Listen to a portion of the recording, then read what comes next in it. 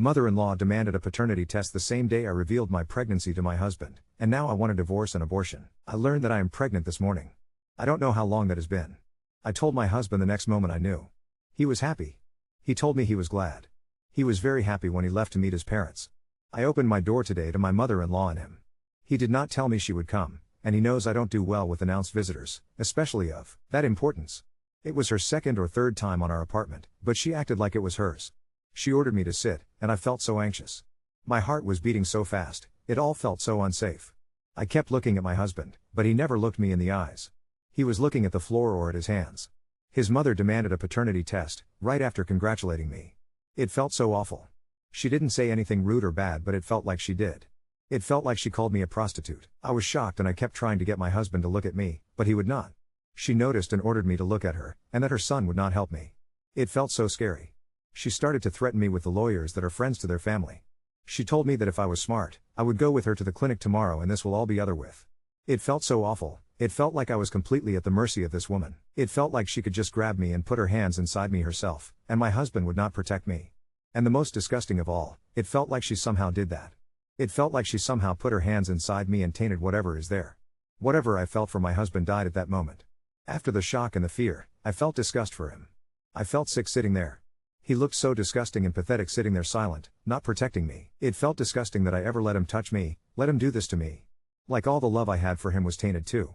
All I managed to say was that I need time to decide. She told me there is nothing to decide. I told her that I am shocked and I need time. She told me that this was what she was afraid to hear and it's all very clear to her. It felt like I would throw up.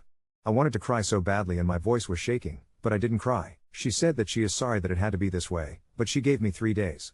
My husband stood to see her out, not saying a word to me. He went to see her to her car, and I was left alone. I immediately cried. I felt so scared. I felt like they could barge in and just take it out of me, if they wanted, like they thought so little of me. Did my husband always think that I was cheating, or did her? Did they always look at me and thought that I am unfaithful? Several times I tried to throw up because I was crying so hard. Why didn't my husband protect me? This is not who I married. The last time I felt so unsafe was when I was in my parents' home, and I vowed that I would never feel this way again. I married him because I felt like he could protect me, and he didn't. I still feel sick and disgusting, for letting him touch me, for being pregnant by him. When I heard him come back, I locked the door to the bathroom and I have been there ever since, crying. He didn't say a word to me. I am waiting for him to fall asleep, so I can fall asleep on a couch we have in the kitchen. I don't ever want to be in the same bed with him again. I may not think clearly, but I want a divorce. I will never feel safe with this man, and I would never love him again, I know that for certain. I will never be sure that he will protect me. I can't stay. The thing that makes me scared is that I want an abortion. It was the first thing I googled. What I have inside me is his, it ties me to him and to his mother, I want it out. While I was crying, I scratched my stomach unintentionally, and now it all red and itching. I can't think about what is inside of me without crying in hysteria. I want out, I want to be safe. It's strange and cruel, but I don't feel bad for wanting a divorce. I will lose the future that I wanted, and all my friends, and I will have to start all over again, but I did it once, when I left my birth house, I will do it again. I feel nothing towards what is inside of me, it reminds me of his mother and it scares me. I want it out. I never thought about abortion before, never been around pregnant people much.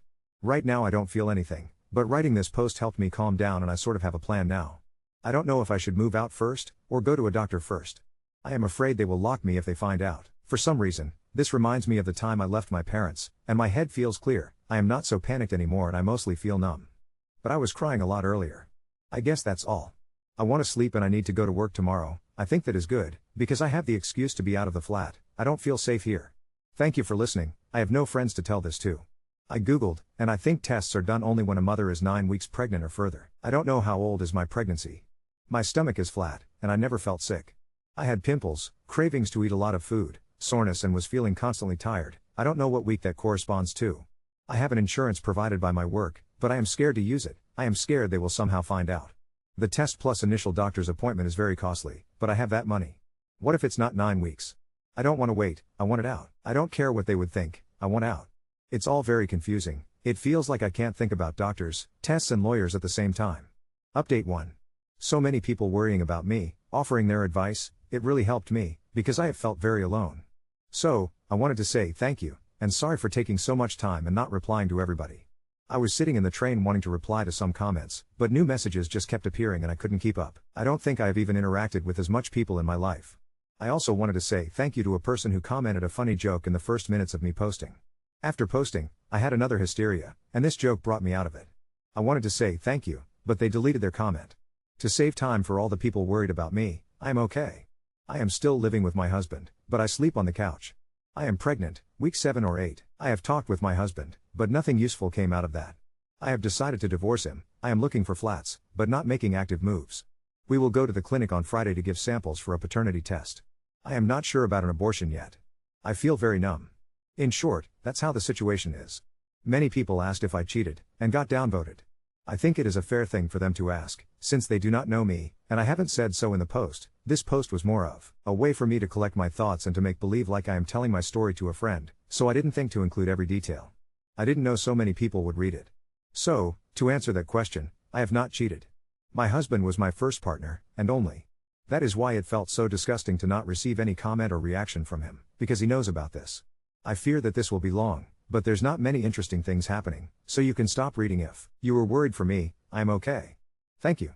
Now, the first thing I have to say is that I feel strange. I don't really feel anything. From the moment I woke up on Monday to this moment, I feel very numb. Nothing feels real. There was a small moment of feelings when I talked to my husband, but it was very fast. It doesn't feel right, but I feel okay.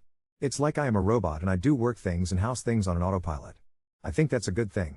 Maybe it's because I cried so much. My husband didn't leave the bedroom on Monday morning. He can work from home whenever he wants, so I think he decided to do that. I found myself quickly coming back to an old routine I used to do when I was a teenager. I would wake up and try to be as quiet as if I didn't exist, so I don't disturb anyone. It didn't feel right to me to feel the same thing all these years later as an adult, but I couldn't make myself behave another way, so I left for work quietly without saying a word. I received a lot of support on the train, reading your comments. Thank you for that. I kept reading while at work, researching clinics, and paternity tests. Many of your comments were very helpful and I used them to make a plan for myself. Near the noon on Monday, I started receiving comments from people asking for me to not end the pregnancy. Many people said that I experienced a trauma response and I am not thinking clearly. When I would go to the ladies' room at work, I would place my hands on my belly and try to feel something, but I felt as numb as ever. I don't really feel anything but a little sense of disgust when I think about this pregnancy and I am sorry about that. I also looked at apartments, because while I feel numb, I still feel very strongly that I want a divorce, or at least a safe flat that is only mine. I can afford to move out now, and I can even afford to live on my own. I will have to cut some luxuries like dance classes and beauty appointments, and I won't be able to save money, but that is okay. I think the reason I felt so panicked about leaving was because when I left my parents, I had nothing. No money, no job, no diploma. I had to live with 3 other people in a small apartment and I still didn't have enough money for food. Realizing that I can live somewhat comfortably on my own money have helped me to calm down, and now I feel numb even about a divorce. For now, my plan is to move out after we will give the samples for paternity test. I will probably have to wait until Monday or next Tuesday for my husband to go to the office so I could pack my things. I also received messages about my response being traumatic, and that my husband is also a victim, and that my view of him is sexist, basically telling me we need to talk. I was planning to talk to him either way, but those comments helped me formulate what I had to say. I am sorry, but I feel too tired to recreate the conversation. I will keep it short. If people will want to read the full talk, I will try to write it tomorrow on my way to work. In short, 1. I asked him if he thought I cheated. He said not initially, but my reaction to his mother made him think I cheated. I told him I reacted that way because I was scared. He told me there was nothing to be scared about. We argued and that went nowhere. 2. I asked him why he didn't protect me and why did he just let her in. In short, I learned that she gives him money for this flat, she basically pays for it. I didn't know that. So she had all the rights to just come in here. I won't lie, that made me feel very unsafe and I still feel unsafe, but I have committed to the plan, and I will go through it. Again, he didn't think that his mother was scary or threatening, and we argued about nothing. 3. Because of these pointless arguments, and of people in the comments saying my expectations of him were unreasonable, I told him everything I thought about our situation, how I see our responsibilities to one another and my history of abuse. I actually wrote it down before, because I wanted to have this conversation later, but it was that only moment when I didn't feel numb, but felt angry, so I told him then. He didn't really respond except for the times when I mentioned his mother, to say that she is not abusive. He looked very tired. 4. I told him my terms. I agreed to the test, but I don't want to see his mother. I don't want to stay alone with her. I don't want her in this flat. We will go to all the appointments together, not with her. He agreed. That is all. I didn't tell him about the divorce or my thoughts about abortion. I don't feel safe doing that. I received many comments urging me to play along, and that is what I decided to do. I have a or of experience doing that. We went to bed. He asked me to come back in the bedroom or to stay there, and he will take the couch, but it will feel disgusting sleeping in our bed, so I declined. I heard him speak on the phone to his mother, but could not make out the words.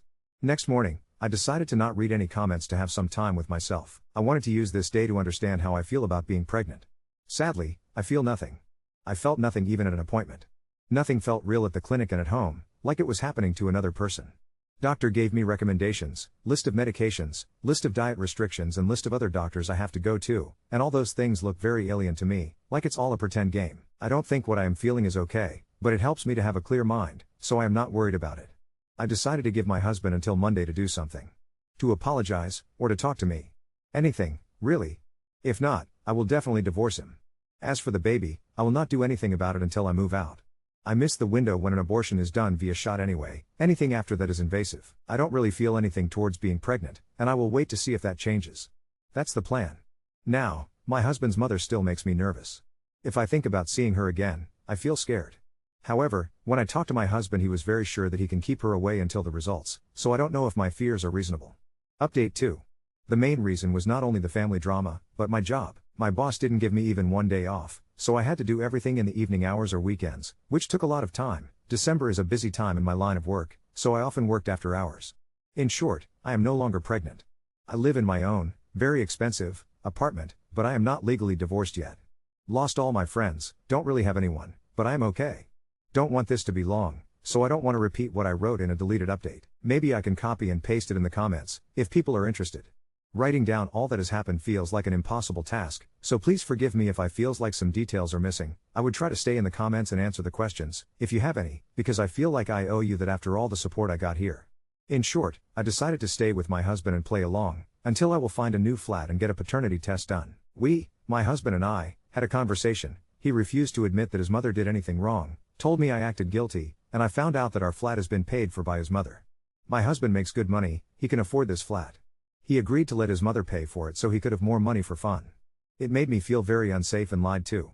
My husband promised me that I would never see his mother again, and lied to me. We had one visit to the doctor with just me and my husband. When I arrived at the clinic to get the test done, my husband was not there, but his mother was. I feel shame remembering that. I could not control my emotions at all. I called him crying and he said he didn't break his promise because it is not a doctor's visit, they would just take our blood. He was late to his appointment. I was alone with his mother in the room and I was crying the whole time. Nurses treated me badly, not talking to me and only talking to her and making faces when I made noises. Looking back, I see why they did that, because it did look like I was a young and stupid girl who cheated and is now paying for her choices, the way I acted. But I could not do anything about it. I had another episode where I had no thoughts, only panic, and could not control my emotions. Later I found out that his mother paid for the test as well. I still don't know why. He has enough money. After taking me home, he told me that I acted very inappropriately, and he feels ashamed because he can't invite his mother home. He also told me that my behavior makes him feel like he doesn't want to stay married to me. Now, I feel even thankful for this comment. It snapped me out of my panic state. I felt a lot of shame for wanting a divorce, but this helped me understand that it is a right thing to do. In my last update I wrote about how it felt like I was not fully there, and that all of this is happening to another person. People told me that I am dissociating. This state caused me to make mistakes in my work, so I could not get a day off. But, to be honest, I would like to stay dissociated, because it is better than being constantly panicked and anxious, which was happening to me in the past weeks. I thought that when my husband and his mother would get the results, they would leave me alone, but I was wrong. When they learned that I was faithful, it got so much worse. His mother basically moved in with us. It was hell. She was texting and calling me all the time, demanding to know when I will be home. So, in a way I'm glad my job is so demanding, because I had an excuse to not be in contact with her when I was working and to do some things after work without her being suspicious, because I typically work more than 10 hours a day in busy months. However, I still had to sleep and spend evenings and weekends at home, and it was hell. She was with me all the time. She even waited outside the bathroom door for me and was knocking when I took too long. My husband said that she feels sorry and wants to show me that she cares, because I looked troubled. To me, it didn't feel this way. I could not do anything, because she made me feel so anxious. She started cleaning, cooking and everything else, and she was not nice about it. She also forced me to sleep in the same bed as my husband, and these nights were so horrible, I don't want to remember them at all. Thankfully, I moved out after 5 weeks, but, because it is New Year, the flats are very expensive. I can't stay in the flat I am renting right now long term. If I manage to make it until the end of the spring I can rent something more affordable, but I can rent something cheaper. Not as cheap as flats will be in summer, after 3 months as well. I will wait and see. Because of the situation with his mother I only took the most important things. Most of my clothes, books, little things I like stayed there and I probably would not get them back, but I'm okay with it. When I moved, I just texted my husband telling him that I don't feel comfortable with him, don't like how our life turned out to be, don't want to live with his mother being with us constantly, and that is why I want to separate. He sent me a lot of texts, his mother, too, but I have not opened any text from his mother since moving. It feels really good knowing I can just delete them. My husband was very mad. He called me a lot of bad things, said a lot of unpleasant stuff. Reading that made me cry. When he asked me if I wanted a divorce, I told him that having to sleep in the same bed with him again, and to endure his touch made me understand that not only do I not love him anymore, I feel disgusted. He told me that either I am cheating and got pregnant by him by chance, or I am completely wrong as a human being, really messed up. To be honest, I agree. I don't think it is normal to fall out of love this quickly, but I don't know why this happened. I guess I truly am a person who is very unwell. My husband demanded that I give him and his mother daily updates on my pregnancy, but by that time I was really sure that I wanted an abortion, so I had to move quickly. I would not want to describe in details what happened, but I would like to give advice, and thank those who gave me that advice. Get someone to be with you while doing that. First time trying to get the procedure, the woman at the reception told me that I had to give them my husband's written consent, and it made me so scared and panicked again, I could not think clear. Later, listening to the advice I got from some people here, thank you so much, I searched for groups who help women in hard life situations, and one of them helped me. They gave me a volunteer who was just with me during this. She told me that it's not legal for them to ask me that, and there are a lot of tricks they use to make women waste time. Without her, I would be so lost. I am so thankful. A lot of people were invested in my pregnancy and told me that I should keep it, that me wanting the abortion is a trauma response, and I would feel guilty and bad after the procedure. I understand that they wanted the best for me, and I am sorry to say, but I don't feel bad at all. Honestly, despite the pain and the general feeling of being ill, which is still with me today, I felt so much better after the procedure, mentally. I placed a lot of my attention on the divorce itself, thinking that it would put an end to my state of panic, but it turned out that ending the pregnancy was what I needed. I know it sounds bad, but I want to be truthful. My reasoning is, if it is a trauma response, this child does not deserve a mother like that. And I am, apparently, a deeply unwell person who can't control when they would become motionless and full of fear, and who can fall out of love in a day, so I won't be a good mother to anyone. And I have to say with all certainty, my husband's mother does not deserve to have children in her care. I know I was emotional back then, but now I am sure, she is made out of the same things my parents are made out of. I can just feel it. I should have been wiser and seen it before. I have some thought on why I haven't, and why I didn't see the way my husband would be, but I need to think about it some more. I texted my husband I am no longer pregnant, and for now I'm ignoring his calls and texts. I can't deal with that. As I said, all my friends are his friends, and his mother told everyone that I was pregnant without my permission on her Instagram, so all of them knew that I was pregnant and probably know that I ended it by now. Some of our friends, mostly women, reached out to me after I moved, and were offering support, but nobody texts me now, and 2 of them unfollowed me on Instagram. I knew that would happen and I am okay with that. I never had friends, I was always a weird person, but still, having people to talk to and hang out with was nice, and I feel sad thinking about what they must think of me now. But these are not my friends, so I have to leave. That's all I have on my mind now. Probably forgot something again. I am mostly in bed today, trying to get better, because I have to work next week, with overtime as well. Update 3. It's been almost 4 months since my last update. I'm still living in my expensive apartment, though I've managed to negotiate the rent down slightly. The divorce proceedings have started, but they're moving slowly. My lawyer says this is normal, especially since my husband is being difficult about everything. The first few weeks after the abortion were physically painful but mentally freeing. I felt like I could breathe again. I went to work, came home, ordered food, slept. Repeat. It was lonely but peaceful. No one watching me, no one demanding to know my whereabouts, no one knocking on the bathroom door. My husband continued texting and calling for weeks. At first, the messages were angry, calling me horrible names, telling me I was mentally ill for killing his child. Then they shifted to guilt tripping. How could I do this to him, to his mother, to our future? Eventually, they became pleading. He misses me, he loves me, he'll keep his mother away, he promises. I blocked his number after he showed up at my workplace one day. I was leaving the office when I saw him waiting by the entrance. My body went cold. That familiar feeling of panic started rising, but something different happened. Instead of freezing, I walked straight to a security guard and asked for help. The guard escorted me to a taxi, and my husband didn't follow. I felt proud of myself for that small act of self-protection. His mother is a different story. Somehow she found my address. I came home one evening to find her sitting in the lobby of my building. I immediately turned around and left, spending the night in a hotel. The next day, I spoke with the building manager and showed him a photo of her, explaining the situation. He was surprisingly understanding and instructed the security staff not to allow her in. She tried 2 more times before giving up. I've started therapy. My therapist says I'm experiencing complex trauma responses from both my childhood and my marriage. She explained that the dissociation I felt, that numbness and feeling of unreality, is a common protective mechanism. We're working on grounding techniques for when I feel myself starting to disconnect. Sometimes they help, sometimes they don't. Work has become my sanctuary. I've taken on extra projects and responsibilities, partly because I need the money but mostly because it gives me purpose. My boss noticed my dedication and offered me a small promotion last month. The raise isn't much, but the recognition felt good. I've been trying to rebuild some semblance of a social life. It's difficult when all your friends were actually your husband's friends. I joined a book club that meets at a local cafe every other week. I don't say much, but it's nice to be around people who don't know my story, who just see me as the quiet new member who likes mystery novels. Last week, I received divorce papers from my husband's lawyer. Reading through them made me realize how much he's been hiding from me. There are properties I didn't know about, investments, accounts. His mother's name is on several of them. My lawyer says this is good for me, it means there's more to divide, and since he tried to hide assets, the judge might be more sympathetic to my case. The most surprising thing happened 3 days ago. One of my former friends, a woman I was close to before everything fell apart, reached out to me. She asked if we could meet for coffee. I was suspicious at first, thinking she might be gathering information for my husband or his mother, but curiosity won out, and I agreed. She told me that she and several others in our friend group had distanced themselves from my husband after learning more about what happened. Apparently, his mother has been telling everyone that I was mentally unstable, that I imagined the whole confrontation, that I was paranoid and delusional. But then my husband got drunk at a dinner party and admitted that his mother had indeed demanded a paternity test and threatened me with lawyers. He seemed proud of it, like it was the right thing to do. My friend apologized for not reaching out sooner. She said she didn't know what to believe at first, but after seeing how my husband and his mother have been acting, she realized I was telling the truth. She asked if I would consider reconnecting with some of our other friends who feel the same way. I told her I needed time to think about it.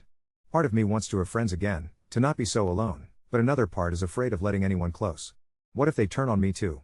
What if they're just pretending to believe me? Trust feels impossible now. Yesterday, I walked past a children's playground on my way home from work. I stopped and watched the children playing, their mothers chatting on benches nearby. For the first time since the abortion, I felt a twinge of something, not regret exactly, but acknowledgement. In another life, in another relationship, with another family, maybe I would have wanted that child. But not with him, not with her lurking in the background. Update 4. It's been nearly 6 months since my last update, and life has taken some unexpected turns. I'm still living in my expensive apartment, though I've managed to negotiate a slightly lower rent. The divorce proceedings are ongoing, moving at a glacial pace that tests my patience daily. The aftermath of the abortion was a roller coaster of emotions. Initially, I felt an overwhelming sense of relief, like I could finally breathe again. But as the weeks passed, I found myself grappling with unexpected waves of grief and doubt. My therapist assures me this is normal, that healing isn't linear. We've been working on processing these complex emotions without judgment. My ex-husband's behavior has been erratic. He oscillates between rage-filled messages and pitiful pleas for reconciliation. Last month, he showed up at my workplace unannounced. The panic I felt was visceral, but this time, I didn't freeze. I walked straight to security and asked for help. They escorted me to a taxi, and I felt a small surge of pride in my ability to protect myself. His mother, however, remains relentless. She somehow discovered my new address and has been leaving voicemails filled with guilt-tripping and thinly veiled threats. I've had to change my phone number and increase security measures at my apartment building. The constant vigilance is exhausting, but necessary. Work has become my sanctuary. I've thrown myself into new projects, taking on additional responsibilities. My boss noticed my dedication and offered me a promotion last week. The raise isn't substantial, but the recognition feels validating. It's a reminder that I'm capable and valuable, something I often struggle to believe. Rebuilding a social life has been challenging. Most of my former friends have distanced themselves, likely due to the rumors my ex-husband and his mother have been spreading. But there's been an unexpected bright spot. Remember the friend who reached out to me a few months ago? We've been meeting regularly for coffee. She's become a lifeline, a connection to the world outside my own head. Last weekend, she invited me to a small gathering at her place. I was terrified but forced myself to go. It was awkward at first, but as the evening progressed, I found myself relaxing. For a few hours, I wasn't the woman who left her husband and got an abortion. I was just another person, laughing at jokes and discussing books. It was a small taste of normalcy that I didn't realize I'd been craving. The divorce proceedings have revealed some unsettling financial discoveries. My lawyer uncovered several hidden accounts and properties under my ex-husband's and his mother's names. It's clear they've been planning for this possibility for a while. Part of me feels betrayed all over again, but another part feels vindicated. It proves I wasn't paranoid, my instincts about them were right. As for my emotional state, it's a work in progress. Some days, I feel strong and certain about my decisions. Other days, the weight of everything feels crushing. I still have moments where I dissociate, where everything feels unreal. but they're becoming less frequent. My therapist has taught me grounding techniques that help bring me back to the present. Yesterday, I walked past a playground on my way home from work. I allowed myself to stop and watch the children playing. The emotions that washed over me were complex, a mix of sadness, relief, and something I can't quite name. I don't regret my decision, but I acknowledge the loss of a possible future. Looking ahead, I'm cautiously optimistic. The divorce will eventually be finalized. I'll find a more affordable apartment. I'm slowly rebuilding my life, piece by piece. It's not the future I once imagined for myself, but it's mine. And for now, that's enough.